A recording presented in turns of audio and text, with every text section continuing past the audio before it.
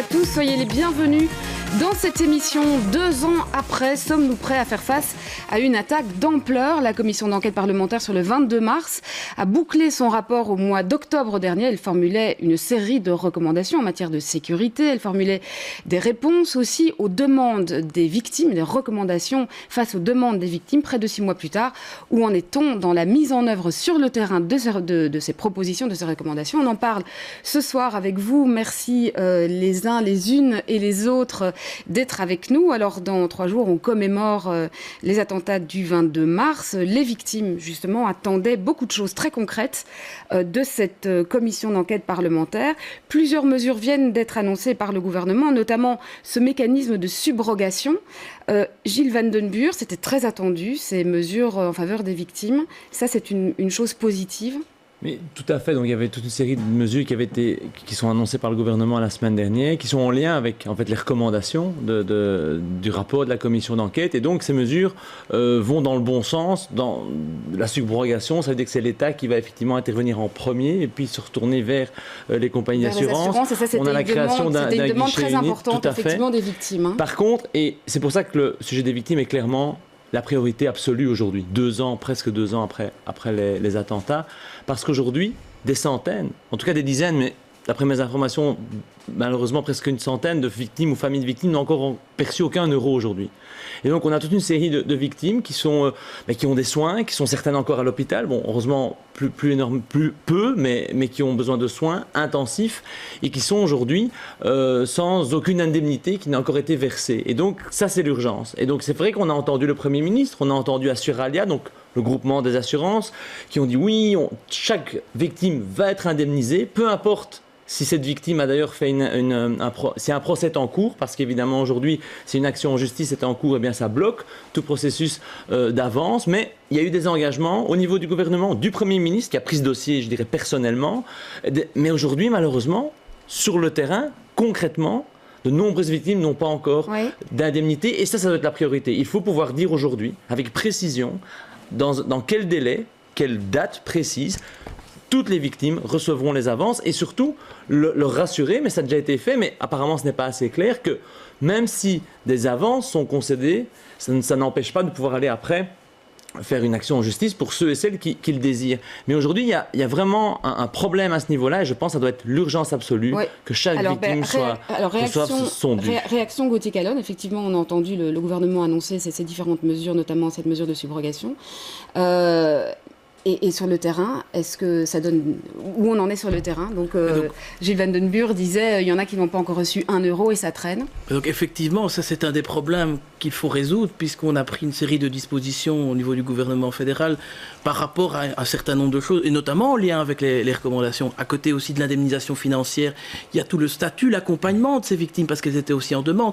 Par rapport à cela, notamment une proposition de mettre en place un guichet unique avec un accompagnement spécifique des victimes, parce que là aussi, on a pu constater que la formation, la coordination n'était pas toujours optimale. Sur les mesures d'indemnisation. Et donc sur les mesures d'indemnisation, effectivement, on a constaté qu'il y avait un certain retard au niveau des assurances, et c'est la raison pour laquelle le gouvernement propose ce mécanisme de subrogation pour que l'État fédéral paye dans un premier temps et puis puisse se retourner envers les compagnies d'assurance, parce qu'il faut que ces victimes puissent être indemnisées. Ça vient pas un peu tard? Effectivement, je pense qu'effectivement, elles auraient dû être indemnisées peut-être plus tôt. Il y a un dispositif qui est pris maintenant. Est-ce que l'initiative gouvernementale ne vient pas trop tard, après 2 ans? Elle vient aussi en lien avec les recommandations, et c'est vrai que dans le cadre de ces recommandations, dans le cadre de ces auditions que nous avons eues en commission d'enquête, il avait aussi été demandé d'attendre que l'ensemble du volet soit traité pour venir avec des propositions pour qu'elles soient le plus cohérentes possible. Il y a déjà des mesures qui ont été prises, notamment la task force interfédérale qui permet maintenant de mettre en lien à la fois les compétences fédérales, mais aussi les compétences des entités fédérées. Il y a l'aide juridique, il y a l'accompagnement, il y a les droits de succession.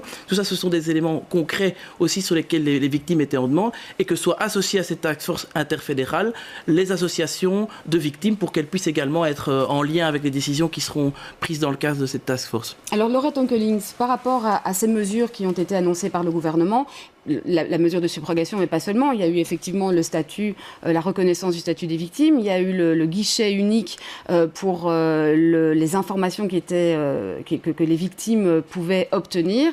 Les choses avancent quand même pour les victimes? Mais les choses avancent, mais d'une manière très largement décevante. On ne peut pas dire en même temps que la priorité absolue c'est la prise en charge des victimes. Et puis c'est dire que 2 ans après l'horreur des attentats, une task force vient de décider qu'on va très certainement faire un guichet unique. C'est quand même fou, ça. Il n'est pas encore en place, ce guichet unique. Il n'est pas encore opérationnel. Pas du tout. Et parce que c'est la commémoration, parce qu'on sait que les médias, notamment, vont reparler des victimes 2 ans après, le gouvernement dit « Ah, on va certainement le faire. » Donc pour vous, c'est la pression de la commémoration qui fait que les choses, tout d'un coup, avancent dans la communication. Autre chose, ce que l'on voulait en commission attentat, on a travaillé 1 an et demi. Et notamment sur les victimes, et beaucoup ont été particulièrement bouleversés par ce qu'on a entendu comme témoignage des victimes. On voulait un système à la française, c'est-à-dire que immédiatement, le gouvernement intervient, dédommage, sans dire qu'il faut au moins 10% d'invalidité, sinon on se pose la question quid des stress post-traumatiques, donc ceux qui n'ont pas un problème physique mais psychologique, sans dire « Ah, c'est à 30 000 €, on n'ira pas plus loin dans un premier temps ». Non, c'était de dire « On prend en charge » et puis par la suite, ce n'est pas une avance, le gouvernement se retourne vers les responsables, vers les assurances. Et c'est pas ça qui va se passer ? Non, alors je ne dis pas que rien n'est fait, ça ce serait de mauvaise foi. Il y a quelques avancées, mais pas du tout le système que l'on espérait. Georges Allemann, il y a quand même, je reviens avec ma question, il y a quand même des avancées. Ce guichet unique devrait bientôt être opérationnel. On parlait de la reconnaissance du statut des victimes. Vous savez, quand on a entendu les victimes il y a 1 an, un peu plus d'1 an, 14 mois dans notre commission d'enquête parlementaire, elles nous ont dit, on était sous le choc, elles nous ont dit on s'est senti abandonnés par l'État. Personne n'est venu nous secourir vraiment, nous étions seuls, nous étions face à un maquis bureaucratique incompréhensible, nous devions produire des papiers, etc. On se sentait véritablement une nouvelle fois victime, et cette fois-ci de l'État belge. Et ce qui est terrifiant, c'est qu'1 an après, les victimes tiennent toujours le même langage. C'est qu'en réalité, elles se sentent toujours abandonnées. Alors c'est vrai, le gouvernement a agi, mais visiblement, le gouvernement n'a pas agi sur les demandes centrales des victimes. Alors il y en a quand même qui reconnaissent qu'il y a eu des avancées. Bien sûr. Et qu'il faut quand même le noter, même si elles restent tout à fait bien sûr, par exemple, on a créé par exemple une pension pour les victimes. Le seul problème, c'est que sur les centaines de victimes des attentats terroristes, une poignée ont reçu cette pension aujourd'hui. Sur ce guichet unique, il n'existe toujours pas. Sur effectivement la question de ne pas laisser les victimes seules par rapport aux assurances, elles sont toujours seules par rapport aux assurances. Sur le fait effectivement qu'on puisse rapidement leur donner quelques moyens financiers, on n'aura toujours pas de système-là, et il n'est pas prévu ce système-là à l'avenir. On travaillera sous forme d'avance effectivement. Et je trouve qu'on aurait pu créer un statut équivalent à celui du statut français ou d'autres pays européens. Et je trouve aussi qu'on ne s'est pas suffisamment inspiré de ce qui se passait ailleurs en Europe. On sait que c'est un problème et que nous pourrons, qui pourra peut-être se représenter à nous, à d'autres pays européens. Je pense que les victimes, on a vu le nombre de victimes étrangères, le nombre de victimes européennes. Il était important de pouvoir travailler au niveau européen. Je trouve que là aussi, il n'y a pas eu suffisamment d'efforts pour avoir une cohérence dans l'aide et le soutien aux victimes par rapport à d'autres pays d'Europe. Gauthier Callum, pourquoi le gouvernement a tant de peine à avancer sur la question des victimes ? Il faut savoir qu'on attendait d'une part d'avoir aussi l'ensemble des recommandations de la commission d'enquête pour pouvoir avoir une vue générale. Oui, mais enfin, vous aviez entendu les victimes ont été entendues. Elles ont été entendues par le Premier ministre. Par la commission d'enquête parlementaire. Le Premier ministre a reçu aussi les victimes en marge des travaux de la commission d'enquête parlementaire et est intervenu, il y a de cela plus d'une année, auprès des assurances à un moment donné pour demander une réactivité, parce qu'effectivement, ça nous était revenu, que dans un certain nombre de cas, importants d'ailleurs, il y avait des blocages. Et donc le gouvernement fédéral, à travers le Premier ministre qui s'est impliqué personnellement, a souhaité voir les compagnies d'assurance et faire en sorte qu'à un moment donné, il y ait une réactivité plus grande. Il y a ce mécanisme de la subrogation qui vient d'être décidé, qui à l'avenir, et je le concède, qui à l'avenir, si malheureusement il devait y avoir d'autres victimes, on puisse agir. Oui, encore un dernier élément, parce qu'on parlait de victimes étrangères, il a aussi été décidé qu'à l'avenir, effectivement, c'est une lacune qu'on avait constatée, qu'on puisse avoir pour les victimes, qu'elles soient belges ou étrangères, un statut qui puisse être le même dans notre pays, parce que finalement les victimes sur notre sol doivent être indemnisées. Sur le mécanisme de subrogation, il faut un texte maintenant. Donc sur le mécanisme de la subrogation, effectivement, il faut un texte qui doit être voté démocratiquement au sein du Parlement. Il y aura peut-être des auditions. C'est pour quand le texte? Je ne sais pas encore vous dire quand il sera. En tout cas, il a été décidé. Traduit en texte de loi, évidemment, ça veut dire que c'est pas pour demain. Il y a un accord qui a été décidé donc le 9 mars dernier. Donc je suppose que les textes vont arriver au Parlement rapidement pour qu'ils puissent être discutés et votés dans les prochaines semaines. Non, espérons vraiment qu'il ne faudra pas attendre la 3e année de commémoration. Je peux vous dire c'est ça qui est choquant. En interrogeant le ministre de la Justice et en insistant pour obtenir une réponse, et j'ai dû insister pour obtenir une réponse, il m'a dit si tout va bien, si tous les vents sont favorables, nous aurons un texte qui sera déposé au Parlement avant les vacances de juillet. Ouais, donc autant dire qu'en réalité, on est reporté à la rentrée parlementaire. Je pense qu'il faut arrêter de vendre du vent aux victimes. Il faut leur dire effectivement ce que sera la réalité. Et c'est vrai que je ne veux pas, j'en veux pas à tel ou tel ministre. On sait qu'on est dans un pays compliqué, mais il faut reconnaître qu'il y a là une défaillance grave, vraiment grave, de la Belgique dans son entièreté par rapport à une responsabilité très importante que nous avons à l'égard des victimes. Alors, une dernière réaction, Gilles Vandenburg, avant qu'on passe au sujet suivant. Je pense qu'à court terme, parce qu'effectivement, il y a un processus législatif, on vient de le dire, et je pense que les textes, ça va encore prendre du temps, et il vaut mieux ne pas promettre de choses dont on ne connaît pas le délai. Mais à très court terme, il y a vraiment deux urgences. On vient de le dire, ce sont effectivement pouvoir faire en sorte que chaque victime effectivement reçoivent cette aide financière, mais ça veut dire qu'à Suralia, donc les entreprises d'assurance doivent jouer le jeu. Le Premier ministre s'est engagé, effectivement, il y a eu des communiqués de presse communs, mais il n'y a rien à faire, l'argent n'est pas là. Et ça, c'est vraiment la priorité absolue. Parce qu'à un moment donné, il va falloir vraiment les pousser dans le dos pour que les compagnies d'assurance agissent. Et le deuxième point, c'est la mise en place du guichet unique, on l'a dit. On est dans un pays compliqué, c'est vrai. Il y a une task force interfédérale, ça montre aussi la complexité de ce pays.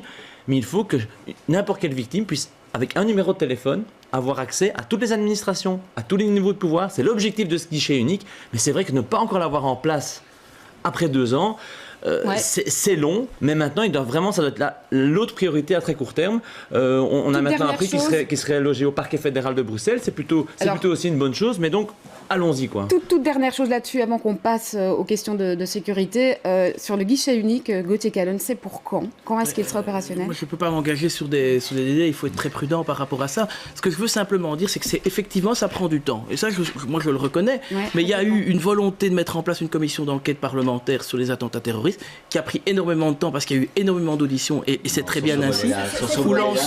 Où l'ensemble, mais je peux juste terminer, où l'ensemble des formations politiques ont été associées, où les recommandations ont été longuement discutées, et où je pense que l'ensemble du Parlement, qu'il soit majorité ou opposition, a pu s'exprimer dans ce cadre, a souhaité avoir un rapport le plus complet possible. Donc vous vouliez arriver au terme avant de pouvoir... Simplement, moi, ce que je veux dire, c'est qu'effectivement, il ne faut pas non plus, et ce n'est pas spécifique pour ce volet-là, c'est pour l'ensemble des dispositions qui doivent être prises, on ne peut pas non plus décider tout sur un coin de table, il faut une réflexion, il faut des auditions, et à un moment donné, on engage quand même l'avenir de notre pays par rapport à des éléments importants. Au terme de la commission d'enquête avant de pouvoir agir. Et donc, par rapport à la task force interfédérale, soyons bien clairs, c'est parce qu'on s'est aussi rendu compte, et M. Vandenburg vient de le reconnaître, qui avait des implications à la fois au niveau fédéral, à la fois au niveau des entités fédérées, en particulier dans les communautés, et donc qu'il fallait effectivement pouvoir réunir tout le monde à un moment donné. Donc la responsabilité, elle est partagée. Moi, je ne cherche pas à défendre qui que ce soit ici, mais quand même un petit peu à mettre un peu de nuance aussi quand on dit ça devrait aller plus vite. Mais par ailleurs, on voulait aussi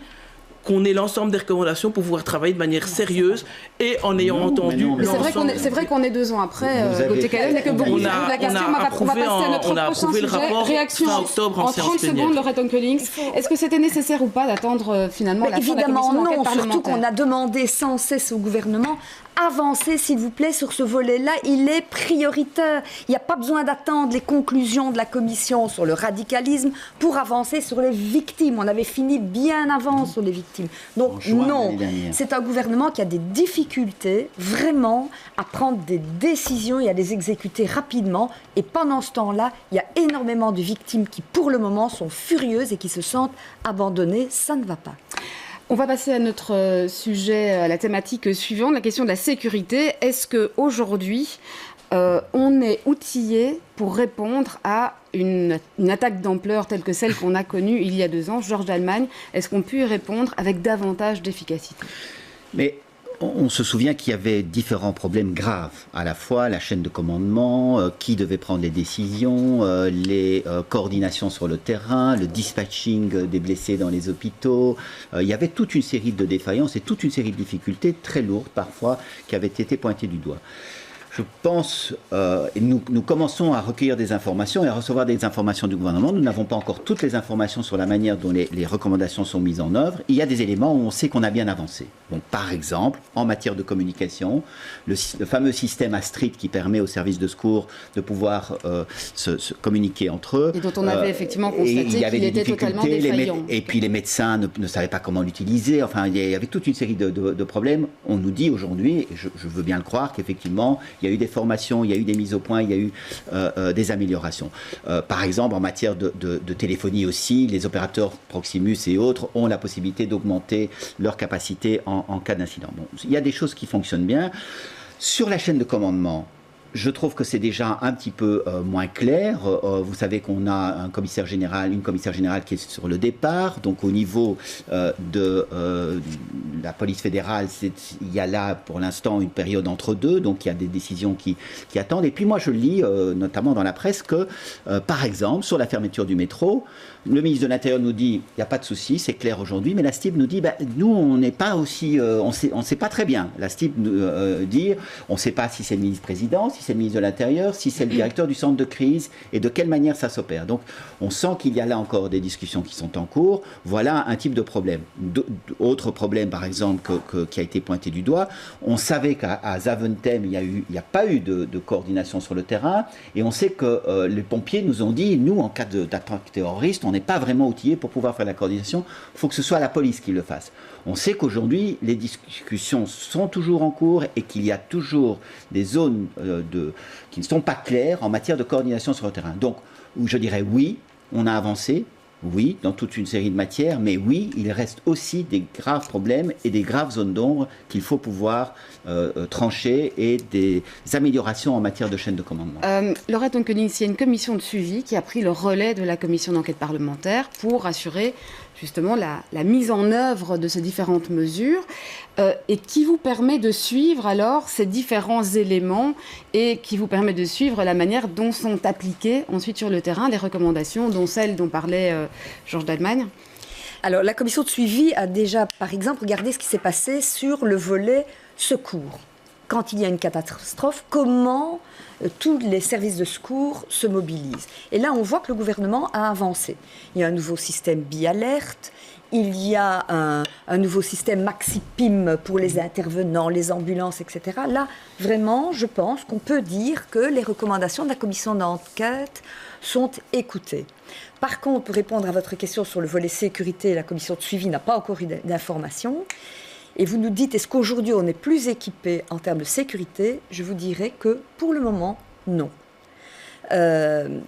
Peut-être des projets vont-ils être déposés. Mais vous dites pour le moment, on ne sait pas. Non, pour le moment, selon les informations qu'on a. On sait par exemple qu'il manque toujours autant d'effectifs policiers. Pour Bruxelles, par rapport au CAD, c'est 766 personnes qui ne sont pas là pour assurer la sécurité et qui devraient y être. Les services de renseignement, on a constaté en commission d'enquête que sur tout ce volet terrorisme, les services de renseignement sur Attar, sur Abdeslam, etc., les services de renseignement ne savaient rien. Et que d'autre part, il manquait terriblement de communication entre, par exemple, la zone de police de Molenbeek, qui avait des informations sur Abdeslam, et la police, le parquet fédéral, la police judiciaire, qui ne demandait même pas à la commune des informations. Ouais, mais donc justement, de communication, les recommandations visaient à affermir justement et à renforcer la coordination entre ces différents services, notamment militaires et civils.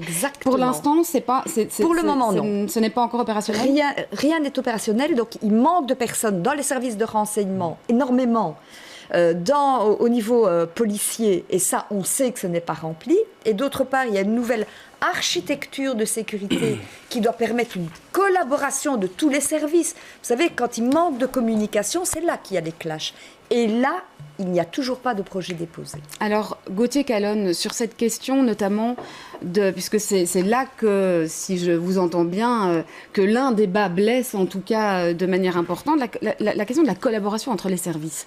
C'était vraiment un des points qui avait été mis en exergue, qui avait été fort critiqué, que ce soit entre services de renseignement ou entre différents niveaux de zones de police et avec les parquets.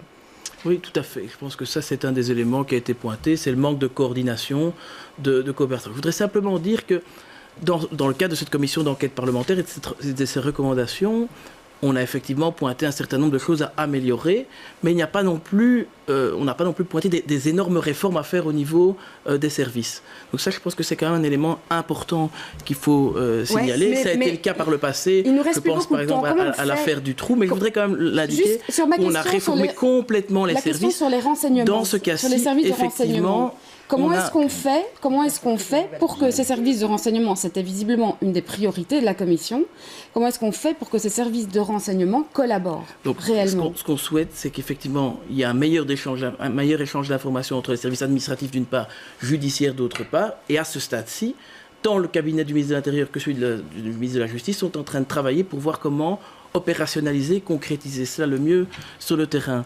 Je voudrais simplement dire aussi qu'il y a eu, parce qu'on nous fait le reproche qu'il y ait seulement des actions qui se mettraient en place après les recommandations. Il y a quand même eu le plan Canal, notamment par rapport à Bruxelles, spécifiquement, qui a été annoncé et en partie déjà concrétisé par le ministre de l'Intérieur, Yann Yambon, en ce compris avec des effectifs supplémentaires pour plusieurs zones de police. Il y a 435 policiers qui ont été annoncés, en ce compris donc pour des communes comme Molenbeek, 50, qui sont là.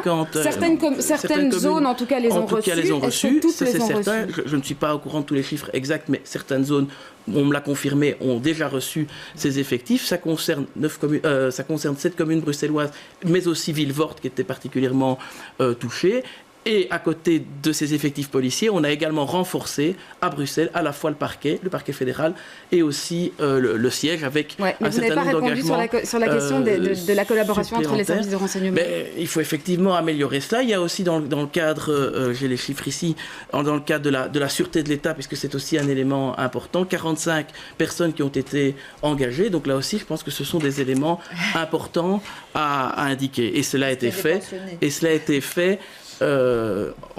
En parallèle avec les travaux de la commission d'enquête parlementaire. Une réaction, Gilles Van den Burg ? Mais je pense qu'il faut vraiment que les choses soient aussi claires par rapport aux téléspectateurs, aux citoyens. C'est que chaque responsable de département qui est venu pendant l'année et demie qu'on a eu d'audition au sein de la commission d'enquête venait dire à quel point il était non seulement désargenté, donc plus aucun moyen, que ce soit en termes financiers, que ce soit en termes humains. Des équipes complètement en sous-nombre, etc. Y compris la police fédérale. Donc c'est une recommandation pour nous très importante, que noir sur blanc, dans les recommandations de la commission d'enquête, on demande d'augmenter, de remplir les cadres de la police fédérale. C'est-à-dire augmenter de 20% les effectifs tels qu'ils sont là aujourd'hui. C'est une condition sine qua non de réussite. Renforcer à tous les niveaux, donc c'est très bien qu'on engage à la sûreté, au centre de crise, c'est le cas aujourd'hui, mais il faut que tout ça soit mis en place et que les budgets soient respectés non pas pour cette année, mais pour les années à venir de manière structurelle. Ça, c'est la première chose qui est fondamentale, priorité. Et la deuxième priorité, on l'a dit, mais je pense il faut forcer en fait la collaboration. Il faut aller au-delà de évidemment mettre noir sur blanc, il faut collaborer, c'est sympathique, mais c'est pas ça qui va. Forcer la collaboration. Bien, dans les recommandations, il y a des choses très fortes. On parle de task force, on parle d'intelligence collective, de forcer les différents services à se mettre autour de la table, de plateformes communes. On parle effectivement aussi de vouloir retravailler l'architecture globale de sécurité. Donc ça va très loin. Ça va très loin et c'est pour ça qu'aussi en commission de suivi, il faudra qu'on puisse auditionner l'ensemble des responsables de service pour voir si au niveau de la collaboration, eh bien, le travail a été aussi fait et les outils mis en place. Parce qu'on ne peut pas rester dans des déclarations d'intention par rapport à cela. Alors, il nous reste royalement une minute. Donc, je vais vous demander, Georges Dallemagne, Laura Dunkelings et Gauthier Calonne, peut-être pour terminer, de nous dire à vous quelles sont vos priorités parmi les recommandations sur les thèmes qu'on a abordés, enfin sur la question de la sécurité, mais chacun en 30 secondes. Georges Dallemagne. Il y a 2 éléments clés. Les ressources, elles ont diminué pendant cette législature, elles n'ont pas augmenté. Donc la question des moyens. Les moyens. Il faut redonner des moyens aux services de sécurité et d'intelligence, de renseignement. Deuxièmement, il faut partager partager l'information. Il faut partager l'information. Elle est toujours cloisonnée. Il faut absolument créer des bases de données. On a bien compris. Laurette Onkelings, 10 secondes. Alors, contrairement à ce qu'a dit M. Callum, la commission d'enquête a dit qu'il fallait une nouvelle architecture de renseignement et de sécurité. Et donc, c'est quelque chose de très important où on oblige, par niveau des cours d'appel, les gens à se parler avec des réunions organisées sur chaque dossier terreau pour être sûr qu'un renseignement quelque part, que ce soit à la police, que ce soit au niveau du renseignement, soit connu de tous. Donc, augmenter les moyens, ils sont à bout, et de l'architecture. Gauthier Callon, vous avez 20 secondes. Oui, mais un élément sur lequel on ne s'est peut-être pas attardé, mais c'est au niveau local aussi, puisqu'il y a une expertise et une proximité, notamment des services de police, des services de prévention. Vous voulez dire que là, il y a vraiment un partage qui se fait effectivement, et on a mis en place ce qu'on appelle des cellules de sécurité intégrale locale. Et là, je pense aussi qu'on doit continuer à travailler, organiser au mieux les choses pour que l'information circule non seulement dans les communes et au sein des villes, mais aussi avec les niveaux hiérarchiques supérieurs. Très bien, merci à tous. On comprend en tout cas qu'il reste encore beaucoup de choses à faire. Merci de nous avoir expliqué tous ces aspects compliqués. C'est la fin de cette émission. On se retrouve demain pour une nouvelle émission consacrée cette fois à la question du radicalisme.